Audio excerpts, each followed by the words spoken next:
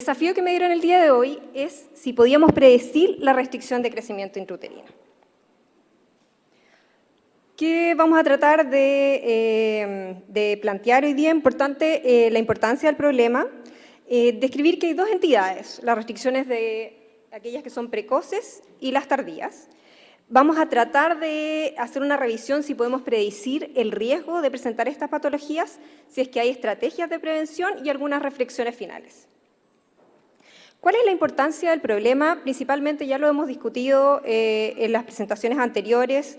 Las restricciones precoces severas pueden terminar en muerte fetal, mal resultado de intraparto, prematurez y a largo plazo, como decía la doctora Fernanda, patologías del adulto, de la programación prenatal, remodelación cardiovascular con mayor riesgo cardiovascular y desarrollo neurológico anormal. La restricción de crecimiento, como lo vimos también anteriormente, son múltiples patologías, ¿ya? De múltiples causas. Causas como, por ejemplo, disminución del intercambio gaseoso, disminución del flujo uteroplacentario, infeccioso, malformaciones, alteraciones genéticas o cromosómicas. Por lo tanto, englobarlas todas en un solo estilo o modelo fisiopatológico es muy difícil. Podemos evaluar o podemos distinguir que hay dos tipos de restricciones y son dos tipos de enfermedades similares pero distintas. Está la restricción precoz, aquellos niños antes de las 32 semanas, y las restricciones tardías. Este es el consenso del año 2016, el consenso Delphi, y principalmente cuál es la importancia de esto es que, como lo vamos a ver a lo largo de la presentación, la definición de restricción de crecimiento se usan distintas definiciones en distintos estudios. Entonces hay una heterogeneidad en cuanto a las definiciones. Si usamos pequeños para la edad gestacional, usamos aquellos verdaderos restricción de crecimiento, aquellos menor percentil 3, o que además se agregó también en el grupo Delphi las alteraciones del Doppler. Entonces llamamos a aquellos niños con restricciones precoces, menores de 32 semanas, que están creciendo menor al percentil 3 con alteraciones al Doppler y mayor de 32 semanas aquellos con restricciones tardías. Y estas dos entidades, esta es una evaluación que describió el grupo de Barcelona, que son dos entidades un poco distintas, porque las restricciones precoces, el mayor desafío es en el manejo. Las podemos diagnosticar, pero ¿cómo las vamos a manejar? ¿Cómo los vamos a seguir esos niños? La prevalencia es mucho más baja y la alteración fisiopatológica principalmente es una insuficiencia placentaria. Estos niños tienen alteraciones del Doppler, tanto del flujo de las arterias uterinas como del flujo de la arteria umbilical, incluso el ductus venoso. Están acostumbrados o están expuestos a una hipoxia severa y crónica y su sistema cardiovascular trata de adaptarse y tener un remodelamiento. Tienen alta mortalidad y morbilidad.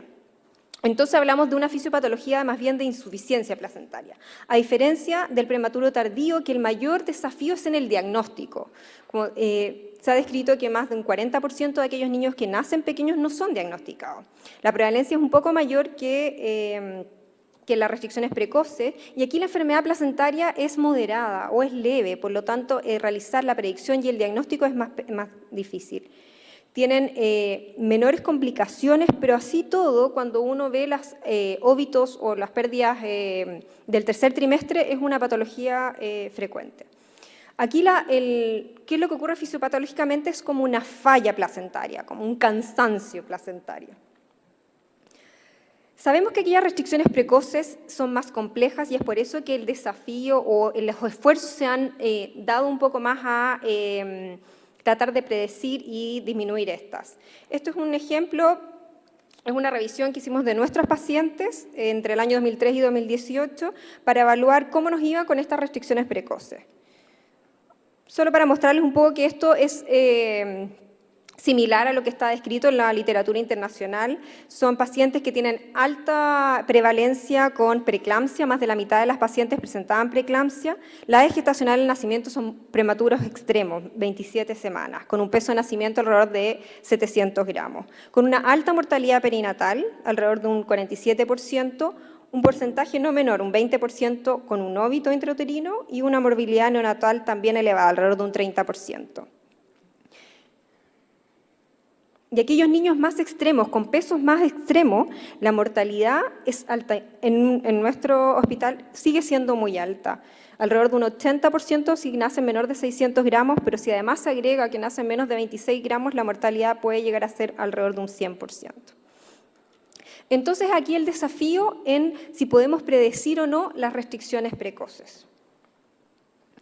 Aquí dos conceptos que quiero un poco de reforzar. Uno es el concepto de la pirámide invertida, que es tratar de, bien precoz, durante el primer trimestre, identificar a aquellas pacientes de mayor riesgo para que tengan un seguimiento distinto a aquellas pacientes de bajo riesgo que pueden atenderse en atención primaria. Y el otro concepto, cuando uno habla de predicción o de screening, es que es una enfermedad que tengo que entender la fisiopatología, debe ser o de poder ofrecerle algo a la paciente que le va a cambiar el pronóstico de su enfermedad y además un test que no sea invasivo que pueda ser aceptado por la paciente. Entonces, ¿qué conocemos sobre predicción de restricción de crecimiento?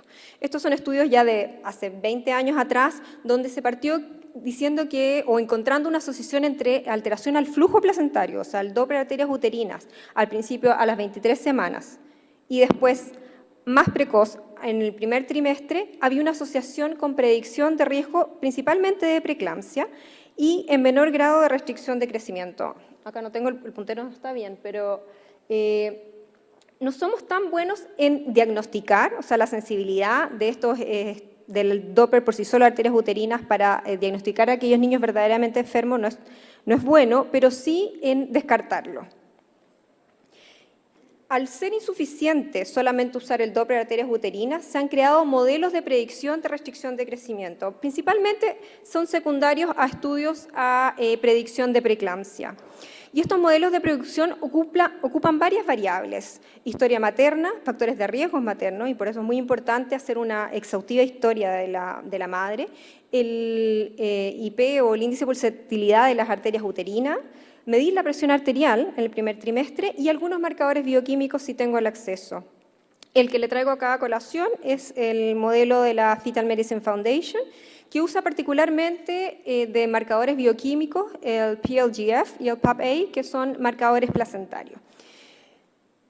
Se ha descrito que para evaluación de riesgo de preeclampsia, estos marcadores podrían tener hasta un grado de detección de preeclampsia de alrededor hasta un 95%, pero para restricción de crecimiento eso no es tan bueno, principalmente dado, como les decía al principio, como qué o cuál definición voy a usar de pequeños para la gestacional o restricción de crecimiento.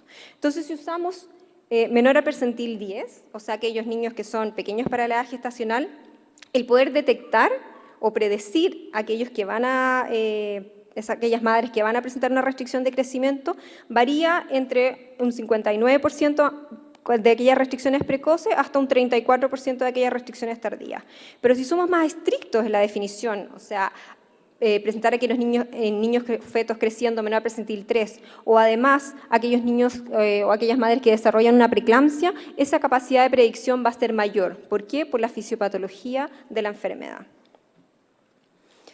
Aquí otro modelo, es el modelo del grupo de Barcelona, que la diferencia del grupo de la Fetal Medicine Foundation, lo que usó es otros marcadores bioquímicos. Y esto ha tenido desarrollo en los últimos 6, más o menos 7 años, aquellos marcadores angiogénicos, la relación entre aquellos marcadores angiogénicos y antiangiogénicos. En este caso es el SPLIT1 con el PLGF. Y al usar estos modelos de predicción, mientras más variables agrego a la ecuación, mayor va a ser la detección de la predicción de riesgo. Y esto es lo que se muestra en este gráfico, que es una curva ROC, que si uso solamente en la línea punteada, de puntitos, si uso solamente factores de riesgos maternos, voy a identificar no más allá de un 50 o un 60% de aquellos madres que desarrollaron una restricción de crecimiento.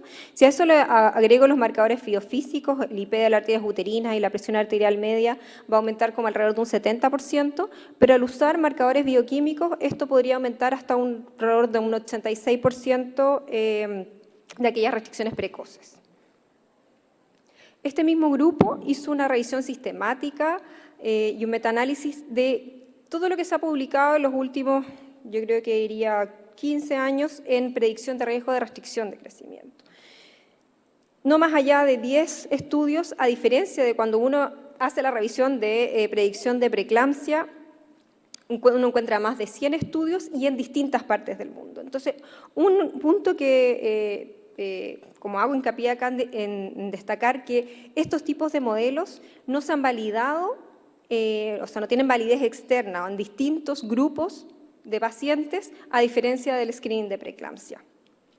Y si fijan acá, donde está sombreado, trate de destacar, en el fondo, cuál era la capacidad de estos métodos, de todos estos estudios que han descrito para predecir restricción precoz, y varía alrededor de entre un 30%, 70% cuando ocupo marcadores bioquímicos y hasta un 86% que fue el estudio que les mostré anteriormente. Entonces, tratando de analizar esta información, podemos evaluar que son pocos estudios. O sea, hay estudios que, todos estos estudios carecen de validez externa, a diferencia del screening de preeclampsia, que además entender que la restricción de crecimiento es no solamente la patología placentaria, al igual que la preeclampsia, sino es una etiología diversa, con múltiples causas.